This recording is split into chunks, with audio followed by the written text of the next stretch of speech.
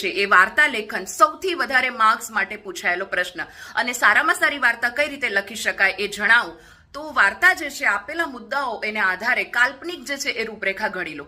પછી વાર્તા જે છે એમાં જરૂરી પાત્ર, પ્રસંગ, સમય કે પછી સ્થળનું વર્ણન કરો. વાર્તામાં પાત્રને જરૂર જણાય ત્યાં સંવાદ લખો, અને સંવાદ કેવા હોવા જોઈએ તો કે ટૂંકા અને વાર્તાને અનુરૂપ હોવા જોઈએ, એટલે કે એપ્રોપ્રિએટ હોવા જોઈએ.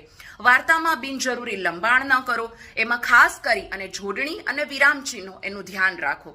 વાર્તા જે છે એની અંદર ભાષા જે છે વાપરો એકદમ સરળ અને પ્રવાહી હોવી જોઈએ. જરૂર જણાય ત્યાં ફકરા પાડો, અને વાર્તા જે છે એની અંતે ખાસ કરીને વાર્તાનો બોધ લખવાનું ચૂકતા નહીં, અને વાર્તાનું શીર્ષક છે એ આપવામાં ખાસ પાત્ર કે પછી પ્રસંગ અથવા તો બોધના આધારે નહીં આપવાનું.